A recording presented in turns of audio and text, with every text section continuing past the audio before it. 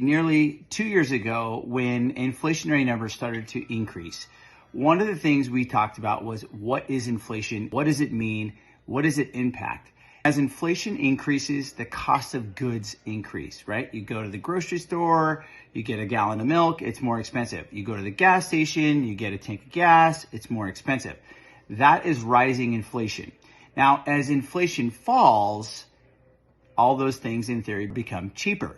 Why is it that the feds control what's called the federal funds rate to increase the cost of goods? Now, the whole purpose of the feds raising the federal funds rate is to slow the rate of growth for items so that they do not become too expensive. The cost of a house, the cost of a vehicle, those types of things. Probably said this before, but it's much like gas prices, right? As gas prices rise fast, they're going to fall slowly.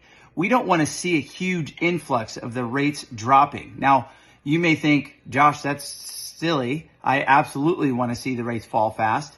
Why? Because it's cheaper for you to go and do and buy things. We don't want an influx of buyers back in the market, flooding the market, creating this overwhelming demand, thus creating the problem that we had prior to the feds raising rates to help slow inflation, right? The expectation is that the federal funds rate will continue to fall, but will fall slowly. The ripple effect is that affects your credit cards, that affects the rate at which you buy a car, that affects the rate at which you buy a house, so on and so forth, home equity lines of credit and things like that.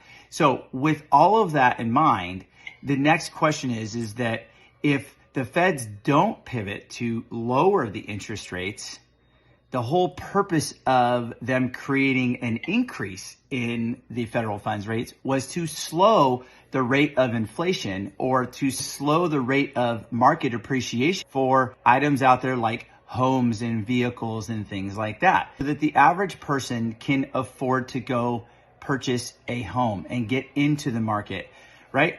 The whole purpose of that is to create a somewhat level playing field. Now, the problem is that if we get to where we're at now, which is things are so expensive that the cost of all these items is abundantly more expensive than what it was a year ago and 2 years ago, that the average person who is sitting waiting to purchase a home, not only aren't they not purchasing a home, they're also not purchasing a vehicle, probably have their credit cards maxed out, and we're creating a problem for those people. So the feds have got to realize that we have to lower interest rates. We cannot continue to raise interest rates. We're going to have to start lowering the federal funds rate to make things more affordable for the average consumer. The whole purpose of this, of the feds increasing the federal funds rate, is to make that home not continue to appreciate at the rate at which it was, which was likely 20% year over year, right? And 20% on a $500,000 house is, that house today in 1 year is now $600,000, which is a pretty big chunk of change. That's over $1,000 a month in payment difference. So what the feds did was a good thing. However, we've continued to raise rates, or they've continued to raise rates, and now it's starting to have a ripple effect on the other side of the spectrum, where they now have to finesse and figure out when it is that they're going to lower the interest rates. With that in mind, let's cross our fingers in hopes that they are going to recognize that we're going to have to lower the interest rates and start to see some movement in the market before we start to see stagnation is a problem.